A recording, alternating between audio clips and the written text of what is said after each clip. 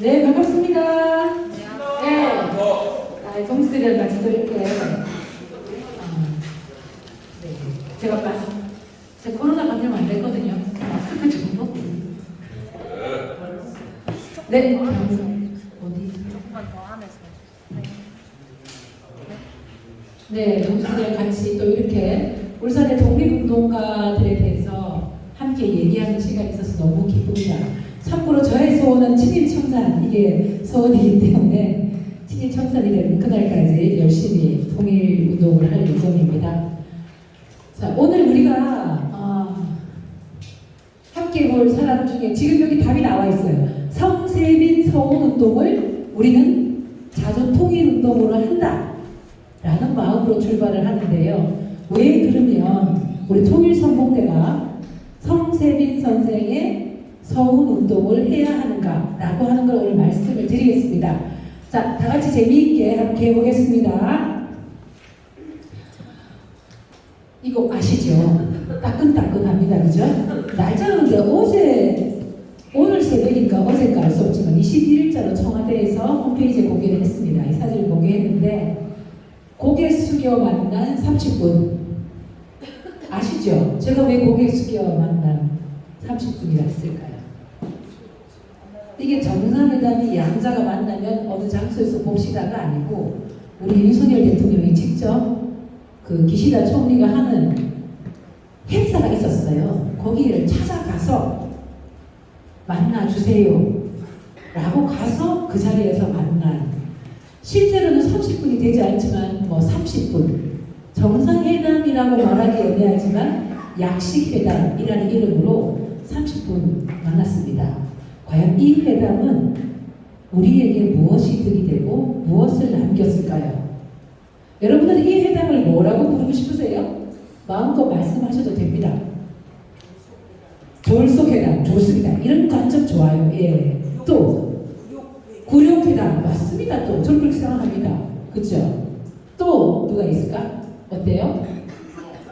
뭐라고요? 굴족회담. 예, 맞습니다. 어떤 사람은 또 이렇게 표현하더라고요. 주도권을 빼앗긴 회담. 향후에 한일 전국의 모든 문제에서 주도권을 완전히 빼앗긴 회담이다라고 하는데, 그거는 다 아시죠? 사실 우리하고 일본에서 누가 이 문제를 해결하자고 매달려야 됩니까? 일본이잖아요. 그죠? 2018년도 강제징용에 대한 대법원 판결이 일본 기업은 강제징용 자체가 불법성이 있으니 개인에게 1억씩 지급하라. 신일철주금이라는 회사, 친일범죄처럼 재판을 검사한테 1억씩 줘라 라고 했고, 그 이후에 또 미쓰비시 관련해서 양금덕 할머니와 근로정신대조소에서는 1인당 8천만 원씩 배상하라 라는 대법원 판결이 있었습니다. 그러면 국내에 있는 일본 자산을 팔아서 현금화하겠다는 결정이 있었고, 그렇게 되었을 때 일본이 우리 정부에게 잠깐만요 해야 되는 거 아닙니까? 그런데 우리가 왜 잠깐만요를 외칩니까? 최근에 며칠 전에 양금덕 할머니의 잡힌 편지가 신문에 나왔잖아요. 할머니가 요즘 그겁니다. 이 금덕이가 14살에 일본의 강제징용 노동을 가서 내가 지금 20년 재판에서 받고 싶으면 사과다. 돈이 문제가 아니다. 사과를 받고 싶은데 왜 우리 정부는 지금 돈을 정부가 준다고 하냐. 나를 데려간 사람은 일본인 기업이니 일본 기업인이 나에게 배상을 못하면 일본 정부가 줘라. 왜 한국 정부가 이렇게 하냐. 나는 누가 준다 해도 한국 정부가 주면 안 받는다. 나는 사과받고 싶고, 그리고 일본이 나에 대해서 내 청춘을 이렇게 만든 것에 대해서 배상을 해야 된다라고 눈물의 편지를 우리나라 박진애 외교부 장관에게 썼어요. 그리고 편지의 마지막 구절이 참 가슴 아픈데, 부디 대통령님한테 이 편지를 꼭 전해달라라는 당부를 하셨단 말이에요. 이제는 일본이 우리에게 잠깐만이라고 해야 되는데, 이 정상회담도 하기 며칠 전에 우리나라 정부는 하기로 합의했다. 일본은 직접 일본 총리가 난 합의한 적 없다라고 하는 기자회견까지 하는 이런 사태에서 과연 찾아가서 30분 만났어야 했는가? 과연 이 만남은 도대체 무엇을 보여주는 것인가? 저는 이 만남이 한일 관계에서 우리 정부의 정확한 입장 태도가 다 있다고 봐요. 이제는 우리가 일본에게 강제징용, 일제의 식민지에 대한 배상 혹은 전쟁 범죄에 대해서 너희들이 해결책을 내놔봐, 이렇게 해도 됩니다. 이걸 우리의 당당한 주권 행사를 할 수 있어요. 그런데 윤 대통령은 대통령으로 취임하게 된 후보일 때부터 일본이 사죄 안 해도 이 문제 풀겠다라고 했고, 대통령으로서 그 자격을 가지고 외국에 무슨 회담 회의를 갔다 오면서까지 비행기 안에서 과거사 문제 해결 안 해도 우리가 해결하겠습니다. 심지어는 특사까지 보내가지고 어떻게 해결한다? 아, 그러면요 저희 정부가 먼저 배상하고 민간 협의체를 만들어가지고 해결하고, 그런데 일본하고 한국하고 이렇게 민간인들이 뭐 기금 같은 걸 조정해서 해결해 줄 수 있지 않을까요? 이런 얘기를 했단 말입니다. 부끄럽죠. 할머님들이, 할아버지들이 그렇게 말씀하세요. 도대체 왜 우리 정부가 이러냐.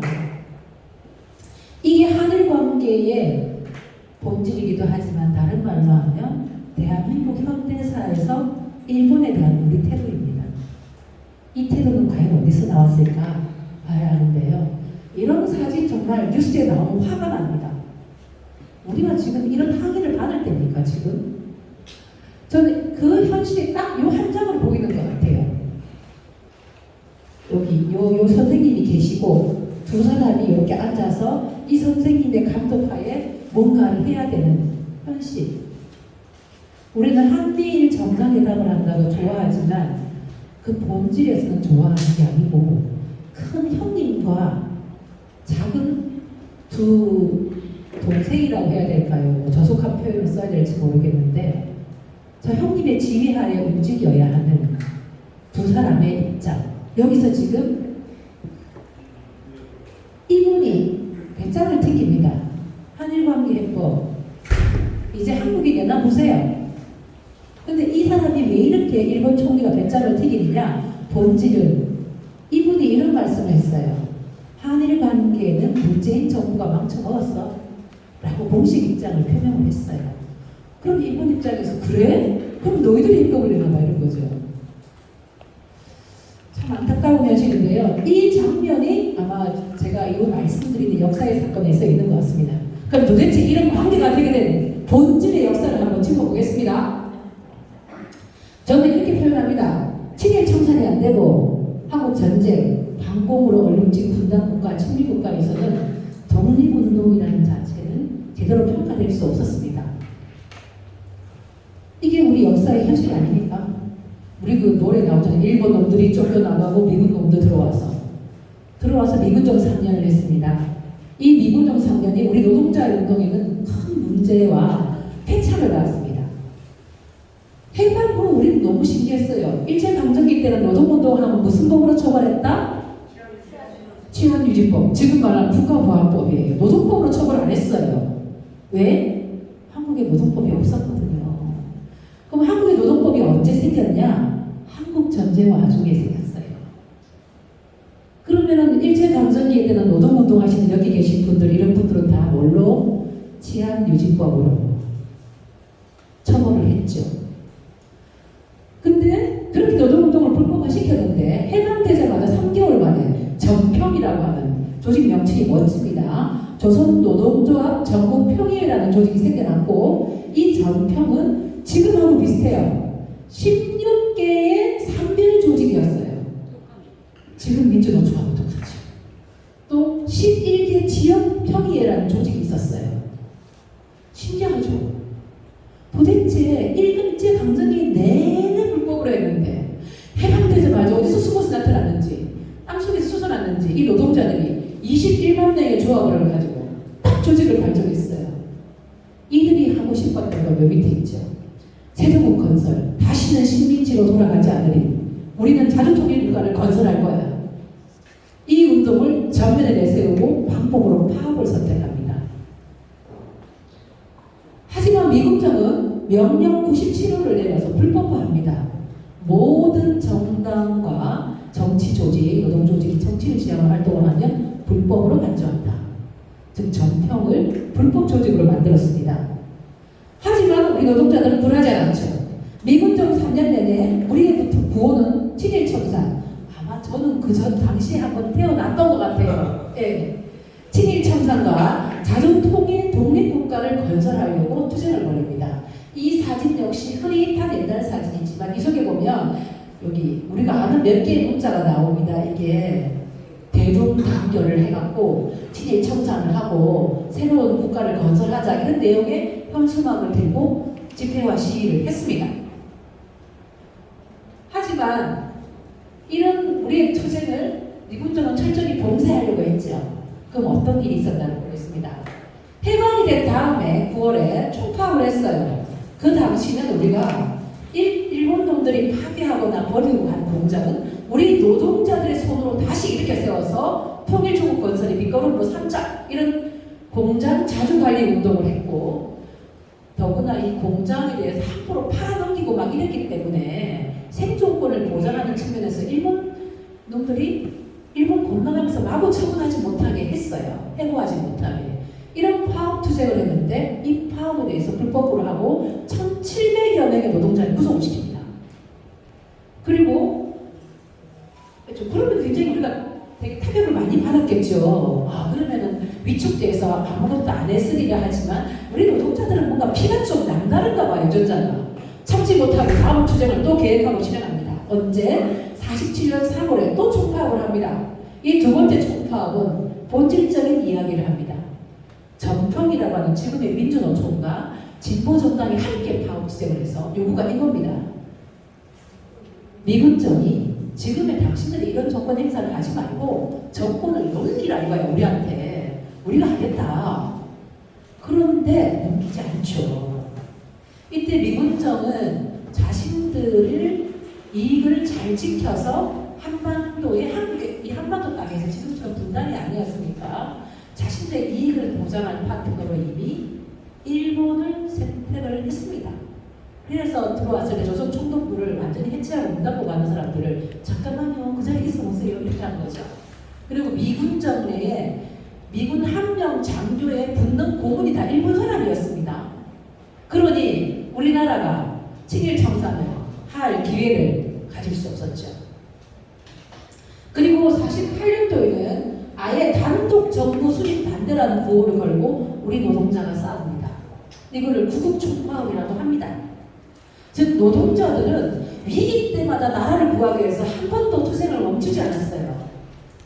그게 우리들의 유전자 속에 있습니다. 그리고 통일정부를 수립하기 위해서 노력을 합니다. 이미 그때부터 우리의 자주통일투쟁은 시작이 되었습니다. 저는 이러한 과정을 거쳐서 우리가 봐야 될 지금 가장 가슴 아픈 게 이게 지금 뉴스타파와 민족문제연구소가 얼마 전에 공개한 자료고요. 제가 결합한 밴드에 공유를 해놨습니다만은 최초 공개 대한민국 훈장을 받은 친일파가 몇 명이냐 다 분석해보니 경찰 출신, 법관 출신, 뭐 그 당시 친일 검사, 판사 출신 다 해보니까 222명이 친일파가 훈장을 받았고 근데 훈장은 몇 개를 줬냐니까 440개를 주면 1인당 평균 2개를 받을 거예요. 어떤 사람은 6개를 받았고 어떤 사람은 3개를 받았고 그렇습니다. 그러니 이들이 이 사회의 엘리트, 지도층 그렇게 되면 한국에서 친일청산의 기회가 있었겠습니까? 없죠. 그래서 이들은 이 훈장을 받은 이들의 과정은 바로 무엇이냐면 해방 이후에 친일파가 청산되지 않고 반격을 합니다. 오히려 독립운동가를. 그래서 지금 현실은 그렇게 말을 하죠. 독립운동을 하면 어떻게 됐나? 그죠? 3대가 굶죠. 그죠? 독립운동가 자손 중에 고등교육을 받은 사람이 별로 없어요. 독립운동가 자식들 중에는 가난해서 먹을 게 없어서 배우지 못하여 굶주렸다고 하는 걸 성세빈 일가를 보면 알 수 있어요. 성세빈 선생은 가산을 탕진하고 자기 전 재산을 바쳐서 하사리박도를 만들고 항일운동을 지도했는데 첫째 장남은 보도연맹으로 대운산에 끌려가서 학살을 당하고 집안은 빨갱이를 보이고 둘째 아들은 여기서 학살을 당하고 일본 땅으로 건너가서 제일조선인 운동을 하고 그러니까 제일조선인 노동운동을 하면 또 빨갱이로 몰아붙이고 그래서 성세기 선생 같은 분들의 자식들이나 제대로 교육을 받을 기회가 많지 않았어요. 또 다른 운동은 지금 독립서운운동을 하려면 어떤 가문들은 재산을 바리바리 싸들고 와서 이렇게 서운운동을 하면 여기 계신 분들한테 참 맛있는 거 사돌리고 잘 부탁합니다 이렇게 할 텐데 그 집안은 부탁할 사람과 돈이 없어요. 그런 참 가슴 아픈 현실입니다. 그래서 그런 가운데 우리가 이 보성학교를 어떻게 하자? 보성학교의 항일 정신은 우리가 따라 배우고 노동자의 항일 정신을 따라 배우고 이 학교 부장 선생님 여기 얼굴이 나오시는데요. 이분을 우리 힘으로 독립운동가 서울을 한번 주자. 친일파 220여 명에게 서울을 주는 나라에서 우리가 한번 해보자 할 겁니다. 여러분 할 수 있을까요? 네. 아니 해야 됩니다. 이제 해야 됩니다. 우리가 그래 역사를 바꿀 수 있습니다. 이 보성학교는 한마디로 말하면 저는 항일노동운동, 항일운동의 산실이라 생각합니다. 한 번만 가주세요. 이게 안 가네요. 네.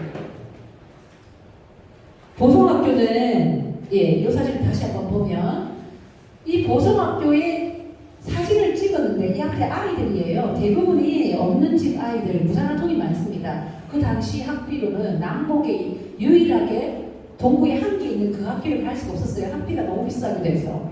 이 학교를 가는데 이렇게 많은 아이들이 학교를 다녀요. 뒤에 선생님들이 서 계시고. 근데 이 학교는 이런 사진을 언제 찍냐? 이 사진 보세요. 뭐지? 한문이 보성학교 전경 1929년 3월 1일. 이 학교 개교 기념일은 언제일까? 그죠? 기획 가신 분들은 아신다, 그죠?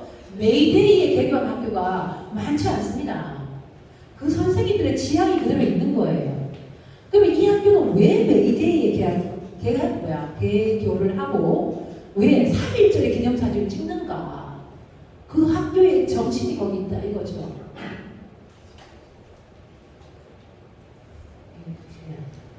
이상하네요. 네. 이 보성학교는 항일노동운동의 산실이라고 하는데 왜 그런가 말씀드려볼게요. 1920년대 노동야학으로 처음 시작을 해요. 근데 일본 조선총독부는 그 당시 정책이 1년에 한 개 학교만 합법화한다. 그 한 개 학교라는 뭐냐면 일본인 교장 선생님이 있고 국어 시간에 일본어를 배우고 선생님이 일본어로 말을 하고 학교에서 우리말을 쓰면 벌점과 벌칙을 주는 그런 학교입니다. 그런데 조선 사람이 교장을 하고 우리말을 가르치고 이 학교의 전통은 국어 독본이라고 쓴 일본어 교과서에 전 교수님 침으로 이렇게 발라가지고 국자를 문지른 다음에 거기에 한 일자를 써놓는 게 자기들의 전통이었다고 졸업생이 증언을 해요. 근데 그렇게 하다가 발각이 되면 잡혀갑니다. 그럴 정도의 배심이 있는 학교 학생들이었는데 주로 학교에 다닌 사람은 두 부류예요. 하나는 가난한 조선 아이들, 또 하나는 저 오른쪽에 보면 착취받는 조선 노동자. 보통 이제 일제강점기에 우리 조선 노동자들의 임금은 일본인에 비해서 같은 동일 노동, 동일 조건에서 하게 되면 몇 분의 몇을 받았을까요?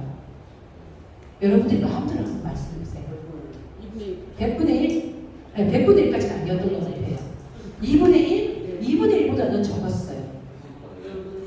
예, 보통 평균 2분의 1하고 4분의 1 사이로 왔다 가는데 업종에 따라 조금 달라요. 근데 여성들의 임금은 그 임금의 또 절반인 거예요. 그러니까 조선 여자들은 일을 하면 정말 돈을 더 많이 못 받았고 평균 똑같은 노동을 해도 일본인에 비해서 절반 정도 4분의 1 정도의 임금을 받았으니까 그 조건이라는 게 얼마나 억울해요. 그리고 그 민족적 참내라고 해야 될까요? 조선 민족은 열등 민족이다. 아니 그 교육할 때 한국 시민 일체화를 외쳤던 양반들이 강론으로 들어가면 열등 민족이래요. 그래서 이 조선 노동자가 왜 있냐면 1900년도에 방어진은 원래 무슨 사람들이 몇 가구가 없는 조용한 마을이었어요. 모두 일산진이 핫했죠. 자체는 많이 살지 않았는데 그 방어진을 일본인들이 집단 이주를 합니다. 뭐에 의해서? 조선 총독부가 특히나 3.1운동을 겪으면서 총독부가 결심을 했어요. 이야, 이거 연명 갖고 조선 진행하기 힘들겠네. 얘들이 이제 막 일고 일어나서 촌에서도 만세를 부르는데 산에서도 부르고 들에서도 부르고 식당에서도 부르고 어디서 부르제끼니까 이제 이들을 지배하려고 하면 더 많은 중간 관리인들이 와야 되겠다. 그래서 총독부가 조선으로 일본인을 집단 이주 시책을 하면 각종 혜택을 주어서 오라고 합니다. 집도 여러 가지 조건도 다 보장해주고 대출도 해주고 지원금도 줍니다. 이런 정책에 의해서 일본 방어진은 가장 많을 때는 그 주민등록상으로 3,000명 정도의 일본인이 이주해 왔어요. 부릉포가 1,000명입니다. 그러니까 그 도시의 주인은 누구였겠어요? 일본인이 주인이죠. 그래서 우리는 그런 걸 식민도시라고 합니다. 그래서 울산에서 제일 먼저 전기 공장이 생기고 목욕탕이 생기고 뭐 이렇게 하는 모든 문화. 즉 자기들이 도시를 새롭게 만들고 거기에서 새로운 산업을 이루고 거기에 조선인들의 위치는 가장 밑바닥입니다. 그러다 보니 그런 사람들을 보면서 선생님들이 이건 안 되겠다. 이들에게 글을 가지고 노동의 권리를 가르쳐야 되겠다. 라고 결심을 해서 노동 야학을 연 거예요. 1920년에. 이 야학을 정식 학교로 총독부가 과연 잘 해줬을까요? 안 해줬죠. 2년 만에 피땀 어린 노력 끝에 학교를 사립학교로 인간을 받습니다. 근데 처음에 많은 사람들은 그냥 개교기념일 22년이라지만 저는 설립인가 쟁취 투쟁의 2년, 설립인가 쟁취 22년 이렇게 우리가 봐야 된다고 생각을 합니다. 그렇게 해서 그 학교 선생님과 학생들은 항일운동을 다양하게 합니다. 여기 선생님들인데요. 사진이 없는 분도 있으십니다. 특히나 선생님들 중에서는 일각에는 해방되고 난 다음에 중앙고등학교 인근에서 권총으로 테러를 당해 죽은 사람도 있습니다. 이 선생님 중에 이 분은 김천애라고 하는 분인데 이분은 다음 기회에 우리가 또 독립운동가 얘기를 한장 하고 싶은데 일본에서 조선인 노동운동을 했고 일본에서 추앙하는 노동운동가입니다. 조선 사람이지만 그리고 또 이 선생님도 계시고 천호문 선생님도 계시고 요분은 또 재밌는 분이에요. 박두복 선생님이라고 이호정 선생님의 남편인데 이 학교에는 소년단 조직이 있었어요. 그 조직을 지도하신 선생님입니다. 그리고 요 분도 재밌는 요 두 분은 이분은 교장 선생님인데 이 두 분은 선생님 중에서 독립유공자를 주소받았습니다. 보성학교 관련 경력은 아니에요. 경성 여고고 있을 때 만세운동을 학생들과 주도했던 경험, 그 공적이 인정되고 감옥에 갔다 왔어요. 또 요 서진문 선생님, 이 양반도 여기 학교 선생님을 하시다가 더 큰 뜻을 펴기 위해 일본을 건너가셔서 일본에서 조선인 노동운동을 함께 하시다가 일본에서 검속되어서 감옥에서 거의 고문당해서 하루 전에 나오신 거예요. 다음날 돌아가셨으니까. 이분들은 다 감옥 기록이 있어서 두 분 다 일본 놈들이 인정한 기록이 있어야 독립운동가가 된다는 무슨 나라입니다. 우리나라가. 그래서 추서를 받았습니다만은 나머지 학교 선생님들은 다 못 받으셨어요. 이 학교 선생님들이 가르쳤던 정신은 이겁니다. 항일 정신. 이건 제국주의가 없어요. 행복하다. 우리는 자주 독립국가를 건설해야 한다. 그리고 노동자들은 단결해서 투쟁해서 해방돼서 새로운 조국으로 가야 된다. 이 두 개는 지금도 유효한 정신이죠. 그죠? 네, 그런 정신을 가지고 가르쳤더니만 학생들도 소년회를 결성했는데 학생들 소년회 이름이 멋지지 않아요? 적고 붉은 호랑이 소년회. 이 학생들은 평상시에는 저거 소년회 강령이 일본의 그 당시 이제 일제시대 때 울산 신문에 났어요. 강령도 막 나와 있어요. 신문 기사에, 쪼매난 기사에. 소년회가 발족했다. 근데 핵심적인 부분들은 그 강령의 세 번째가 이거예요. 신사회 건설을 지향한다. 일제강점기에서 신사회가 뭔 사회였을까요? 그죠? 식민지는 아니야. 그죠? 새로운 사회를 건설하겠다. 그리고 일상적인 사업으로 뭘 했냐? 문명퇴치 활동을 합니다. 글 모르는 조선 사람들에게 글을 가르치고 학교의 운영이 필요한 모금도 하고 그리고 선생님들이 주신 비밀 임무도 수행을 하죠. 이 선생님들은 주로 요 사진이 우리 성세빈 선생님이 보성학교를 창립할 1922년 당시의 젊은 얼굴입니다. 이 선생님뿐만 아니라 다른 선생님들 모두 다 밤에는 야학, 낮에는 교사, 낮에는 정규교사, 밤에는 야학교사. 그리고 낮 시간에 또 수업 마치면 어디 간다? 청년동맹을 활동을 하러 가요. 청년운동도 하시고. 그리고 이분들이 특히나 이 신간회라고 하는 게 우리 유일하게 국사교과서에 등장하는 1920년대 좌우합작 국내 최대의 반일 조직 신간회 아시죠? 이 신간회 울산 지부 사무실이 또 보성학교 안에 있었어요. 또 신간회의 초대 부회장님을 성세빈 선생님이 하셨고 다음에 선생님들은 또 청년동맹과 노동자 조직을 만드는 데 뛰어드셨어요. 그 정도는 학예운동으로 공적을 인정해야 되지 않겠습니까? 네. 맞습니다. 그래서 선생님들이 만든 조직이 관여했거나 각종 그 학교를 졸업한 아이들, 학교 때는 소년회, 교구소년회, 학교를 졸업하면 청년동맹, 그리고 청년동맹이 들어서 나이가 들면 신간회 활동하는 거예요. 30세부터는 신간회를 해. 그러니까 이 학교의 아이들은 훌륭한 학예 조직 생활을 계속하기 때문에 많은 활동을 했겠죠. 동면에 어민동맹을 만들고 방어진 혁신노동자회를 만들고 방어진 노동자회를 만들고 심지어 1934년에는 방어진의 개 통조림, 개를 가공하는 통조림 공장이 있었는데 여기서 동맹 파업이 일어나요. 거기에도 함께 관여를 했다는 것이 확인이 되고 있습니다. 노동운동에서 얼마나 중요한 일이에요. 노조를 만들고 노동자 활동 조직을 만들고 통일운동에서는 통일운동가를 조직을 만들고 통일선봉대를 만들고 이렇게 있는 거 아니겠습니까?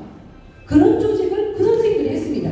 그리고 투쟁하고 이 사건이 신문에 난 사건이에요. 신문에는 좀 웃기게 나오는데 자세한 얘기는 밝히지 않습니다만은 1933년에 메이데이 노동절에 받아쓰기를 했대요. 이 학교 선생님과 학생들이. 참 대단하잖아요. 받아쓰기에 여러분 따라 쓰세요. 1번 메이데이 쓰세요. 이러고 쓰고 2번 노동자 쓰세요. 3번 무산자. 그 당시는 무산자라는 단어를 썼나봐요. 그쵸? 그리고 4번 단결. 그리고 난 다음 선생님이 받아쓰기 다 쓴 아이들에게 우리가 노동자 무산자가 단결해서 투쟁하면 새로운 세상을 만들 수 있다. 이런 얘기를 하신 게 들통이 난 거예요. 그리고 잡혀가셨어요. 선생님들. 고생했죠. 또 하나의 사건이 있습니다.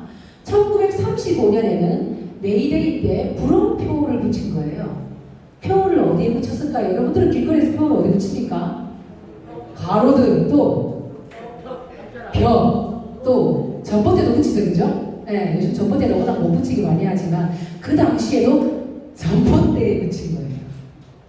그 당시에 전기가 있었어요? 예, 방어진에 울산 최초의 전기 공장이 조그만 게 방어진 일본인들을 위해서 있었어요. 그러면 당연히 전신주가 있었겠죠. 거기다가 훌륭하게도 타도 제국주의라 써가지고 붙이신 거예요. 학생들하고 선생님. 결국 이 사건이 타고 나서 학생과 선생님들과 관계자들이 다 잡혀가고 그리고 그 방어진 일대 그 관련된 집이 다 압수수색을 당하고 그랬다고 합니다. 신문에 보도된 걸 한번 보겠습니다. 자, 한 번만 봐주세요. 어려운 한문입니다. 울산경찰서장 다수 청년 검거를 했는데 동면 방어진에서 이 뭐예요? 형사운동만 나오죠? 뭐 그런 겁니다. 그죠? 저도 참은 잘 모릅니다만은 사상 활동을 했다. 사상 활동입니다. 근데 내용은 메이데이 관련이다. 이게 기사가 제목인데 기사 이게 끝이에요. 너무 웃기죠? 울산에서 메이데이 관련 지난 며칠 날 그 형사대가 다수를 청년을 검거했는데 아마 이 사건은 메이데이 관련된 건으로 보인다가 끝이야. 그 당시는 사건을 구체적으로 세계적으로 알려지는 게 안 좋았겠죠, 그죠? 조선인들에게 희망이 생기면 안 되니까, 그죠? 이렇게 신문에 났을 정도로 이런 사건이 있었습니다. 선생님들 멋지고 학생들도 멋져요. 근데 되게 고충을 많이 당했다고 합니다. 얼마나 힘드셨겠어요? 또 어떻게 걔네들이 끌고 가서 괴롭혔겠습니까? 그러나 안타깝게도 우리 송세빈 선생님은 해방을 보지 못하고 돌아가셨습니다. 이래 장례식인데요. 어렵지만 이게 무인년이래요. 무인년인 1938년도에 6월에 25일에 서거를 했고 이게 뭐죠? 창립주의 고별식을 하는 거예요. 고성학교 송세빈 선생님, 성세빈, 고성세빈과 고성학교 이 장례식 할 때 이 꽃상회가 나가는 그 부분이었던 것 같아요. 근데 38년도면 아직 해방되기 7년 전에 돌아가십니다. 고성학교가 없어지고 선생님은 돌아가셨지만 후손은 오늘 우리 화성독지도 갔다 오셨죠, 그죠? 예. 여기 손낙진 선생님과 손부분 그리고 자녀분들이 동구에 사십니다. 일산마을에. 보통 우리 독립운동가의 생각에 가면 생각만 멋지게 건물 있고 사람이 없잖아요, 그죠? 마치 죽은 건물처럼 보이지만 100년 된 이 집의 집에서는 오늘도 동네 어르신들을 모시기 위해서 음식을 하고 동네 청년들이 고추장을 담고 이 청년회에서 분녀회에서 담아가지고 마당에 놔둡니다. 그걸로 동네 기금도 만들고 살아있는 동네의 활동 구점이 어디다? 독립운동가의 집이다. 혹시 여기에 가셔서 우뭇가서리를 한번 드셔보셨나요? 그죠? 여기 훌륭하신 분들이네. 맞아요. 그러면 이제 음식을 먹은 값을 해야 됩니다. 우리가 독립운동가 후손이 주는 음식은 아무나 먹을 수 없어요.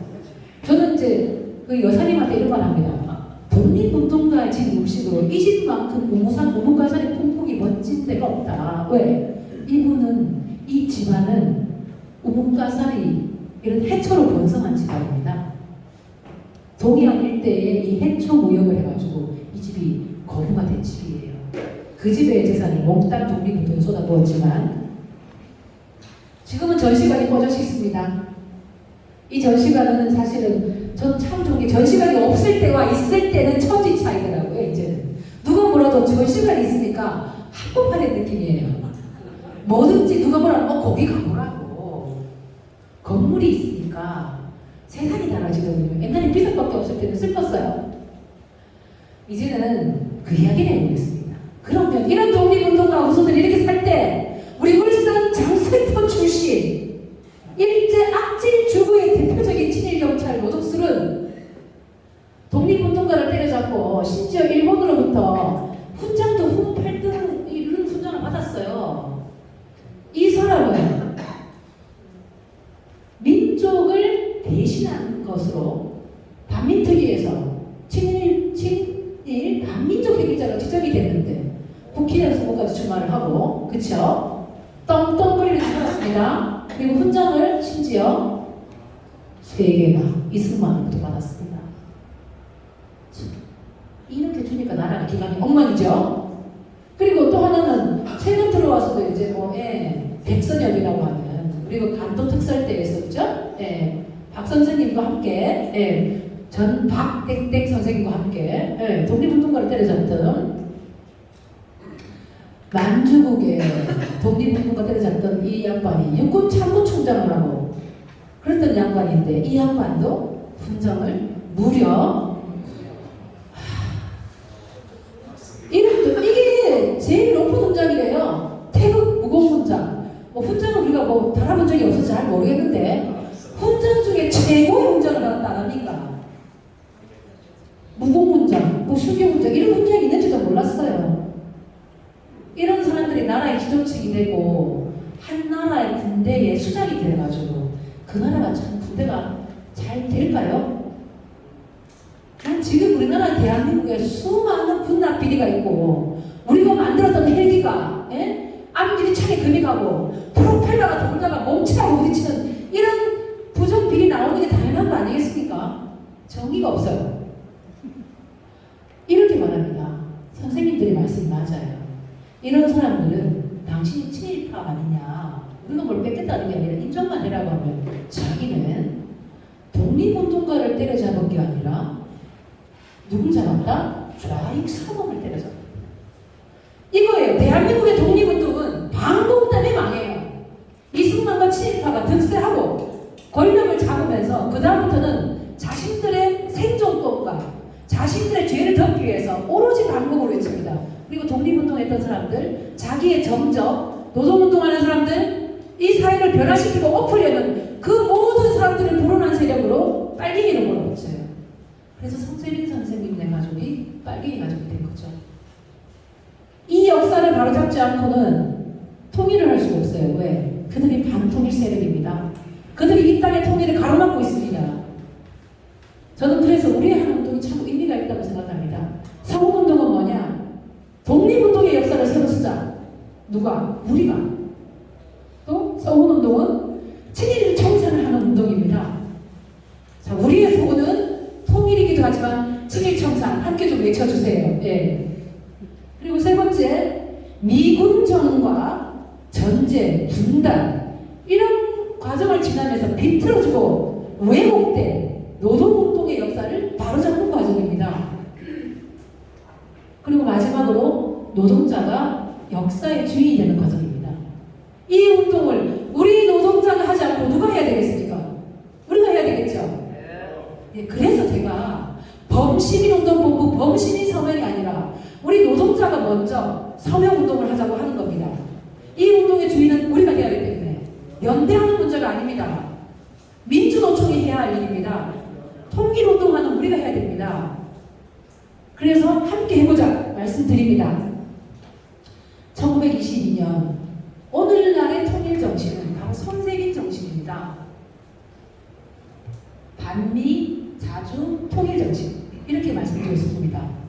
아마 그 선생님이 살아계셨다면 가장 먼저 이승만의 단독정부 반대 투쟁을 했고 미군정의 노동조합 불법화 투쟁에 반대해서 싸웠을 것이고 이 땅의 공무원들이 사상으로 학살될 때 그것을 막기 위해 노력하셨을 겁니다.